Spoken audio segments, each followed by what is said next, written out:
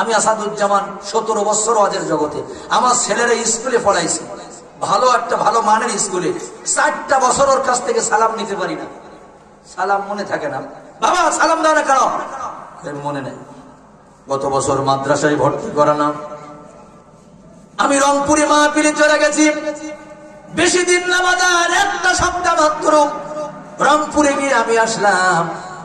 যখন মাদ্রাসায় ঢুকেছি, আমি দূর থেকে দেখি আমার ছেলেটা লম্বা জামা, মাথায় পাগড়ি দিয়া আমার কাছে এসে আমাকে সালাম দিয়ে, আসসালামু আলাইকুম আব্বু, কেমন আছেন? আমি অবাক হয়ে গেলাম।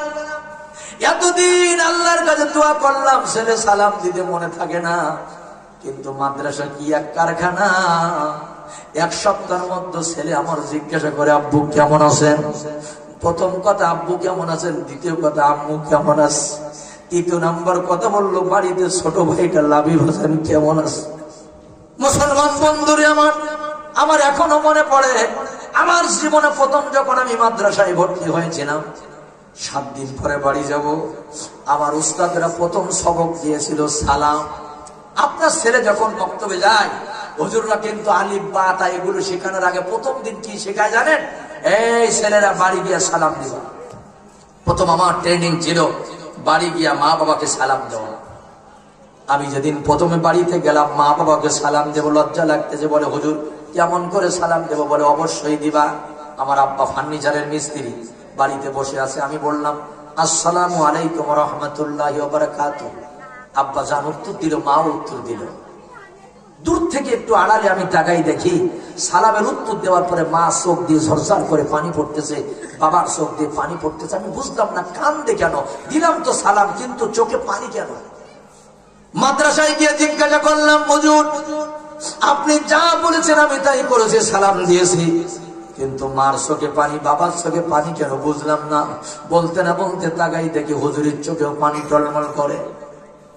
আমি বললাম হুজুর কাঁদেন কেন? হুজুর বলে বাবা শোন, একটা সন্তান যদি মাকে সালাম দেয়, একটা সন্তান যদি বাবাকে বাড়িতে গিয়ে সালাম দেয়, ওই বাবা মার যে কত আনন্দ লাগে বাবা বুঝবা না। তোমার বাবা মার চোখে যে পানি দেখেছো, ওটা কিন্তু দুঃখের পানি না, ওটা ছিল সুখের পানি। একবার জোরে বলা যাবে কি সুবহানাল্লাহ। এই যে আপনাদের এলাকার ছেলে ইমরান হোসেন সাইফি ভাই, উনি বাংলাদেশে সেই উত্তরবঙ্গে অনেক বড় বড় স্টেজে কথা বলে। গতরা আমার সাথে ছিল ওই যে যশোর মানে চৌগাছা মুক্তদা এক মাদ্রাসা, ভাই আমার সাথে ছিল। তো 3টা ছেলেকে এরকম হেফজখানা পাকড়ি দিচ্ছে, আমি পাকড়ি পড়াচ্ছি। 3টা ছেলের বাবা এসে গেছে। ওয়াল্লাহি আল্লাহর কসম, প্রথম যে ছেলের বাবার মাথা আমি টুপি করতেছি, আল্লাহ দেখি চোখ দিয়ে গড় গড় করে পানি পড়তেছে। 2 নাম্বার ছেলের বাবা আসতে তার চোখ দিয়ে পানি পড়ে। 3 নাম্বার ছেলেটা যখন মাথাতে পাকড়ি দিলাম, তার চোখ দিয়ে পানি পড়ে ওর বাবার চোখে। তখন আমি বুঝলাম বাজান, পাকড়ি নিল ছেলে, যে কয়জন বাবা তার মাথায় টুপি নিয়েছে কান্দে। কেন কান্দে জানেন? ওই 3টা বাবার চোখে আমি যে পানি দেখেছি, ও বন্ধুটা কিন্তু দুঃখের পানি না। ওই 3টা বাবার চোখে আমি দেখেছি এইগুলো সুখের পানি। জোরে কোন ঠিক কিনা? একজন সন্তান যদি মদ কর হয়, গাঁজা কর হয়, নেশা কর হয়, কোরমা পোলাও খাইতে দেবেন ওই বাবার সারাটা রাত, টেনশনে ঘুম হবে না। কিন্তু একটা চরিত্রবান ছেলে যদি হয়, আল্লাহর কসম বিশ্বাস করেন ওই ছেলে, বিশ্বাস করেন ওই ছেলে, আল্লাহু আকবার, যখন এক মাদ্রাসায় যাবে শুধু আলিফ বা তা পড়বে, আল্লাহ পাক ওই আলিফ বা তার কারণে ওর বাবা মার জীবনের সব গুনাহগুলো মাফ করে দেবে। বন্ধু, আমি গত কয়েকদিন আগে একটা হাদিস, সহিহ হাদিস দেখে অবাক হয়ে গেলাম। নবীজি রাত্রিবেলা স্বপ্ন দেখেছেন যে জান্নাতের মধ্যে আল্লাহর নবীর হাজার হাজার সাহাবী, লক্ষ লক্ষ সাহাবীর ভিতরে হারেসা বিন নোমান জান্নাতের মধ্যে কুরআন তেলাওয়াত করতেছে। সুবহানাল্লাহ বলবেন না? নবীজি অবাক হয়ে গেলেন। সকালবেলা হযরত আয়েশা সিদ্দিকা রাদিয়াল্লাহু তাআলা আনহাকে ডেকে বললেন, আয়েশা রে, আমার লক্ষ লক্ষ সাহাবী কাউকে দেখলাম না, হারেসা বিন নোমানকে দেখলাম জান্নাতের মধ্যে সুরলিত কণ্ঠে কোরআন পড়তেছে। আমার হারেসা তো এখনো মরে নাই, এখনো জীবিত আছে, কি কারণে জান্নাতের মধ্যে কোরআন পড়ে বুঝলাম না। নবীজি হযরত হারেসা বিন নোমানকে ডাকলেন, হারেসা রে, জীবনে কি এমন আমল তোমার জীবনে করো একটু বলো। জান্নাতের মধ্যে কোরআন তেলাওয়াত করতেছো, আমি নবী দেখলাম, নবীদের স্বপ্ন তো ওহী। হযরতে হারেসা বলে, ইয়া রাসূলুল্লাহ, আমার জীবনে বড় কোনো আমল নাই হুজুর, আমি এমন কোন আমল করি না যার কারণে আপনি আমাকে জান্নাতে দেখবেন, কিন্তু হুজুর বাড়িতে আমার এক অসুস্থ জনম দুঃখিনী মা আছে। হুজুর আমার এক অসুস্থ মা, গালে আমি ভাত মাখাই আমাকাই আমার মার গালে উঠা দেই, আমার অসুস্থ মারে আমি সেবা করি, আমার অসুস্থ মারে হুজুর আমি খেদমত করি, এই ছাড়া তো আমার জীবন আর কোন আমল নাই। আল্লাহর নবী ডেকে বলে, হারেসা আর তো অন্য কোন আমল লাগে নাই, তোমার জনম দুঃখিনী মারে যে খেদমত করছো, ওই ভাত মাখায় মার গালে উঠাই দিছো হারেসা, আমার আল্লাহ পাক এই জন্য তোমার ইজ্জত ও সম্মান বাড়ায়া জান্নাতের মধ্যে কোরআন তেলাওয়াতের ব্যবস্থা করে দিয়েছে। একবার জোরে বলা যাবে কি সুবহানাল্লাহ? কারা পারে? মাননীয় প্রধানমন্ত্রী সাবেক ৮০,০০০ টাকা বেতন স্কেল করেছিল, আর ঘুষ তো ওপেন ভাবে মাসে ১০ লাখ টাকার ইনকাম, কিন্তু জনম দুঃখিনী মার ভাত ওই অনেক অফিসাররা দিতে পারে নাই। ওই ঢাকার বৃদ্ধাশ্রমে মা বাবাকে রেখে দিয়েছে, গ্রামে একটা কুড়ি ঘরেকে মা বাবাকে রেখে দিয়েছে। আর আমি চ্যালেঞ্জ করলাম, একটা মসজিদের ইমাম ৫,৫০০ টাকা বেতন, একটা মাদ্রাসার শিক্ষক ৬,০০০ টাকা বেতন, ওই মা বাবাকে বলে নাই। সপ্তাহে ১ সপ্তাহ পরে যখন বাড়িতে যেত, মার জন্য আঙ্গুর ফল কিনে নিয়ে পকেটে করে রেখে দিত, বাবার জন্য গ্যাসের ট্যাবলেট করে বাড়িতে নিয়ে যেত। একজন জিজ্ঞাসা করে, মানুষ লক্ষ লক্ষ টাকা আয় করে এগুলো পারে না, হুজুর তুমি কেমনে কয়? এই ৬,০০০ টাকার মধ্যে যে টাকাটা আমার মার জন্য ব্যয় করেছি, ওই টাকাটা আমাকে লক্ষ টাকার বরকত দেয়া দেয়। যেরকম আমি আসাদুজ্জামান আল্লাহি আল্লাহর কসম দিয়ে বলি, ঘর বাঁধার মতো একটা জায়গাও আমার ছিল না, কিন্তু বাংলাদেশে বড় করে টেকনাফ থেকে তেতুলিয়া আল্লাহ আমারে কোরআনের কথা বনাই। কেন জানেন? গরিব মানুষ, মা কয়েকটা তালি দেওয়া কাপড় পরতো, ছোটবেলায় দেখতাম।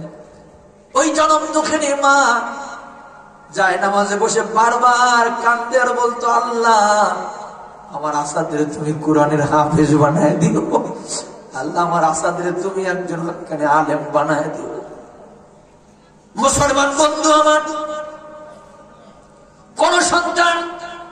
কোন সন্তানকে যদি আপনি বলেন খেদমত করো না কেন, জুলুম হবে, এটা আপনার অন্যায় হবে। আপনার বাপ মার কেন খেদমত করবে? কারণ আপনি খুলে দেখেন, কোন সন্তান পিতা মাতার আগে খেদমত করবে না। পিতা মাতা সন্তানের প্রথমে ৩টা খেদমত করা লাগবে। কয়টা? ১ নম্বর হলো আয়াস্তানজিবা উম্মাহু, সন্তান নিতে গেলে ভালো মা দিতে হবে। জিন্সের প্যান্ট পরা মেয়ের পেটে ভালো বাচ্চা হয় না। স্কিন ডিভাইডেড পিলাজু যারা পরে, জিন্সের প্যান্ট পরে মোটর সাইকেলে দুলাভাইয়ের সাথে যারা ট্রেডিং করতে যায়, এই জাতীয় মেয়ের পেটে ভালো বাচ্চা হয় না। মনিয়ার হলে সিনেমা দেখতে যায়, এদের পেটে ভালো জাতের বাচ্চা হবে না। ওই পরিমণি নায়িকা আমার বন্ধুরা, ওই যে বিভিন্ন জাতের নাস্তিক যারা বাংলাদেশটাকে ধ্বংস করতেছে, তাদের চরিত্র দিয়া এদের মতো বাচ্চা হবে। আল্লাহর নবী বলেছে, আয়াস্তানজিবা উম্মাহু, একটা মা ভালো দিতে হবে, ভালো মার পেটে ভালো বাচ্চা হয়।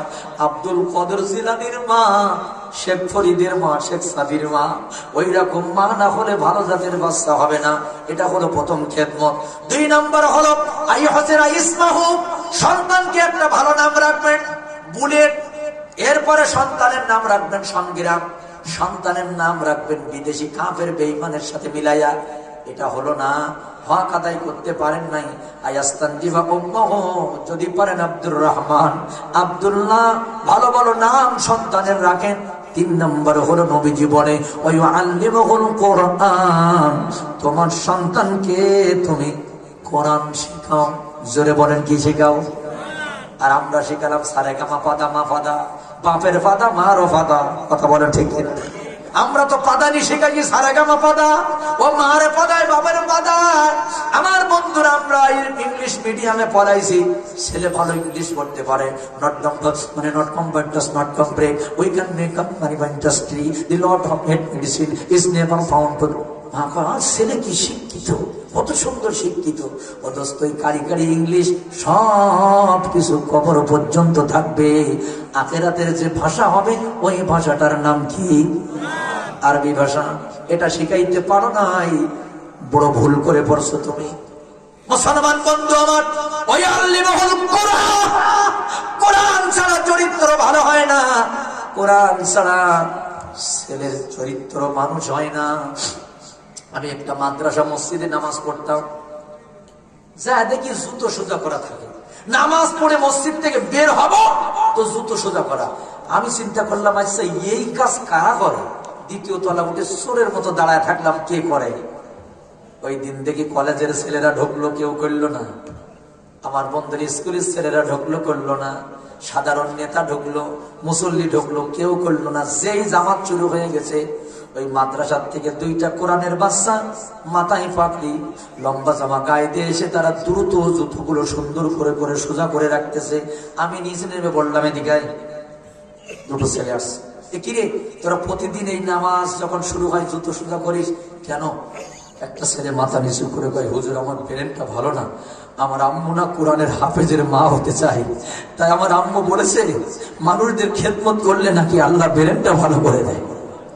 আমি অবাক হয়ে গেলাম যে এই বাচ্চা দুইটা এখন জুতা সোজা করতেছে, তার ব্রেন ভালো হবে আর মা কোরআনের হাফেজের মা হবে।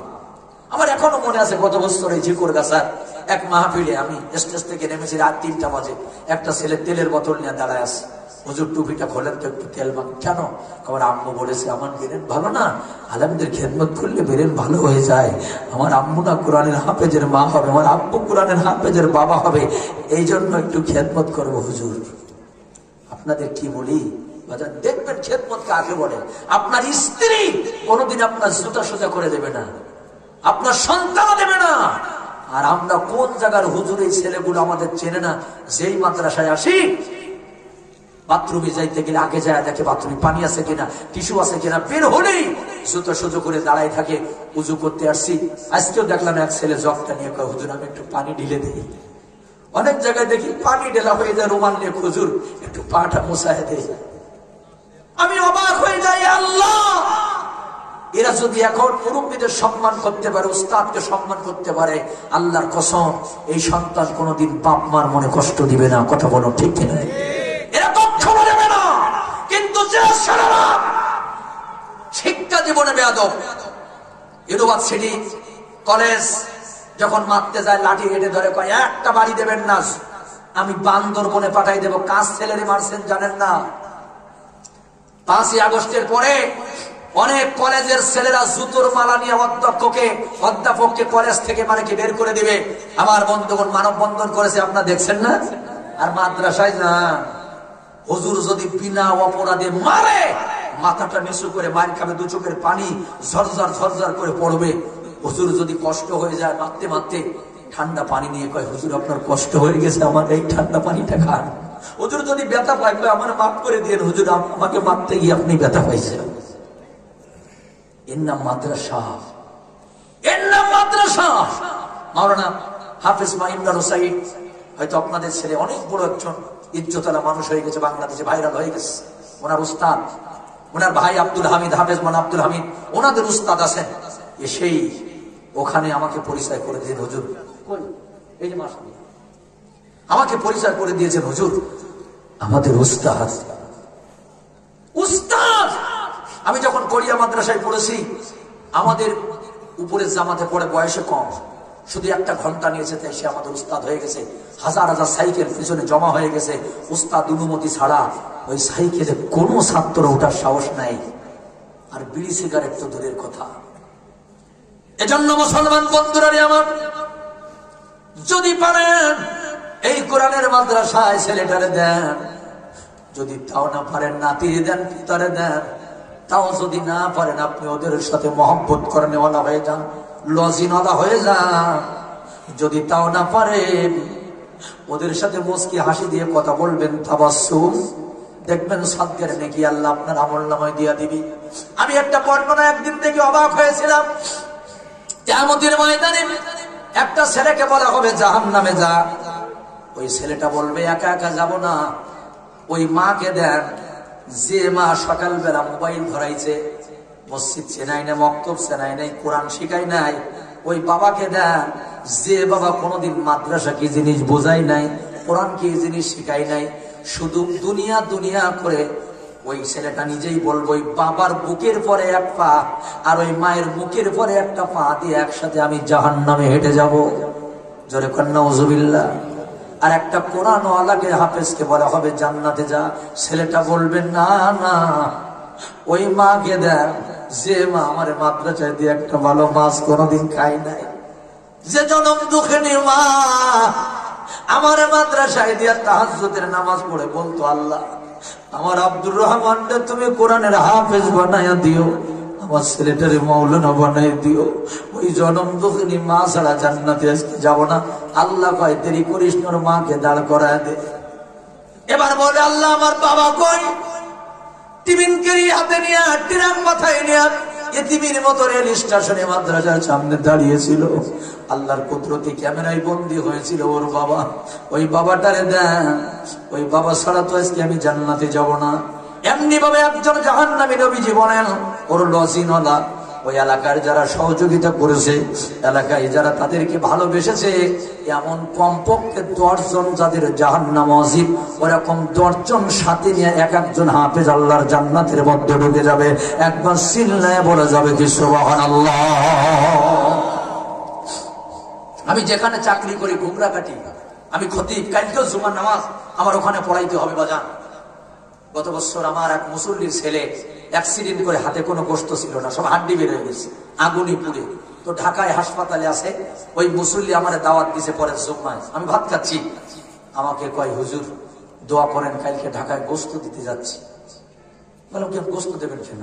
কয় হুজুর আমার ছেলের হাতে কোনো গোশত নাই, তো ঢাকার ডাক্তারেরা বোর্ড বসাইয়া বলেছে ওর বাবার গাত থেকে গোশত কেটে ওই হাড্ডিতে লাগাই দিলে ওই হাড্ডিতে গোশত লেগে যাবে। দুটি হাত উঁচু করে বলতেছে হুজুর এরকম। কয় হুজুর ডাক্তারের যেখান থেকে পছন্দ, আমার শরীর থেকে গোশত কেটে আমার বুকের মানিকটাকে যেন আল্লাহ সুস্থ করে দেয়। তখন আমি বুঝলাম যে আল্লাহ একজন বাবার সন্তানের জন্য কলিজায় কতটুকু দরদ থাকে, যে নিজের গোশত কেটে সন্তানের গায়ে লাগাবে, ওই বাবার কোনো টেনশন নাই।